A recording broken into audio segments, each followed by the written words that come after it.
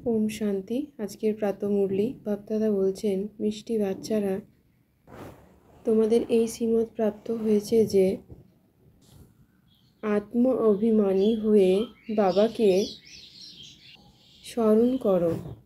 কোনো ব্যাপারেই তোমাদের আর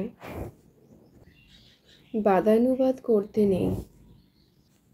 আজকের মুরলির প্রশ্নে বাবা বলছেন, বুদ্ধির যোগ স্বচ্ছ হয়ে বাবার সাথে যুক্ত হতে পারে, তার জন্য কোন যুক্তি রচিত হয়েছে? উত্তরে বাবা বলছেন, সেই যুক্তি হলো 7 দিনের ভর্তি। নতুন কেউ এলে তার জন্য তাকে 7 দিনের ভর্তিতে বসাও, যাতে বুদ্ধির আবর্জনা বের হয়ে গুপ্ত বাবা, গুপ্ত পড়াশোনা আর গুপ্ত উত্তরাধিকারীকে চিনতে পারে। নয়তো যদি এমনিই বসে তাহলে কিছুই বুঝতে পারবে না, বিভ্রান্ত হয়ে যাবে। আজকের গীত হলো, জাগো স্বজনীরা জাগো। ওম শান্তি। বাবা তার গীতের দ্বারা আমাদের স্বজনীদের জাগার কথা বলেছেন, অর্থাৎ আত্মা জাগরণের কথা বলা হয়েছে। আমরা বাচ্চারা নিজ আত্মাকে জাগিয়ে সৃষ্টির আদি মধ্য অন্তর জ্ঞান কতদূর পর্যন্ত বুদ্ধিতে রয়েছে তা জানতে পারছি। আমাদের বাচ্চাদের বুদ্ধিতে উপর থেকে নিয়ে মূলবতন, সূক্ষ্মবতন ও স্থূলবতনের আদিমধ্য অন্তের সমগ্র রহস্য বুদ্ধিতে রয়েছে। বাবার কাছে এই জ্ঞান রয়েছে যা আমাদের শুনিয়ে থাকেন। এক বাবাকে স্মরণের দ্বারাই আমরা আত্মারা পতিত পাবন হয়ে যাচ্ছি। শাস্ত্র বিষয়ে কোনো রকম তর্ক বাদ বিবাদে যাওয়া উচিত নয়। তাই আমরা আত্মারা কেবলমাত্র বাবার জ্ঞান, আত্ম অভিমানী জ্ঞানের স্থিতিতেই রয়েছি। নিজেকে আত্মা মনে করে আমি আত্মা, বাবাকে, আমি আত্মার পিতাকে স্মরণ করি।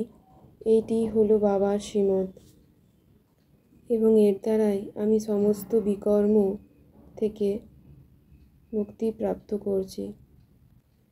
ঠিক এটি হলো বাবার মুখ্য শ্রীমত।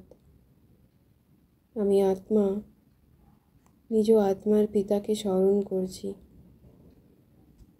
এই মুখ্য শ্রীমত ছাড়া বাকি সবই বিস্তার, ডিটেলস। ঠিক যেমনি বীজ কত ছোট আর বৃক্ষ তার বিস্তার রূপ, ঠিক যেমনভাবে বীজের মধ্যে সমগ্র জ্ঞান অন্তর্নিহিত হয়ে আছে, ঠিক তেমনি এই অসীম জগতের বিশ্বের সমগ্র জ্ঞান এই আত্মারূপী বীজের মধ্যে অন্তর্নিহিত হয়ে আছে। এইবার আমি আত্মার মধ্যে বীজ ও বৃক্ষের স্বরূপ এসে গেছে। বাবা এসে আমাদের বাচ্চাদের বীজ আর বৃক্ষর ড্রামা, সৃষ্টিচক্রের রহস্য বুঝিয়েছেন। এখন অর্ধকল্পের 5 বিকারের দেহ অভিমানী রোগ খুব ভারী, সেটা থেকে আমরা আত্মারা পবিত্র হচ্ছি, মুক্ত হচ্ছি, সমস্ত বিকার থেকে নিজেকে মুক্ত করছি। আমি আত্মা বিন্দু এটি বুঝতে পারছি যে এক শরীর ত্যাগ করে আমি অন্য শরীর ধারণ করি মৃত্যুর পর,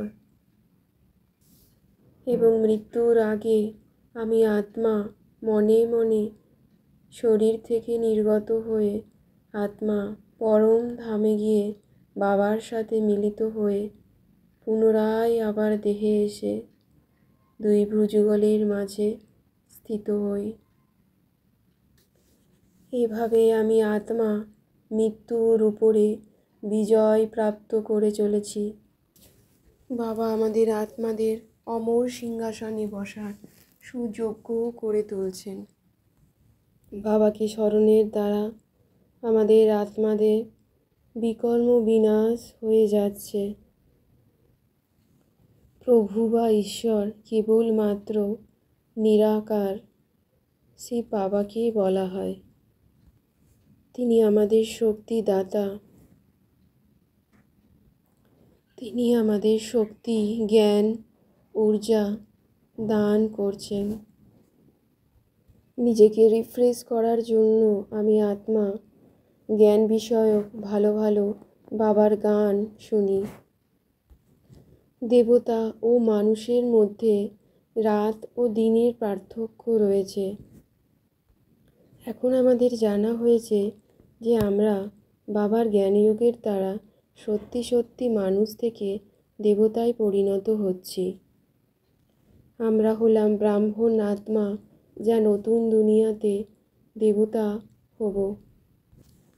আমরা হলাম সত্যি সত্যি ডবল অহিংসক আত্মা।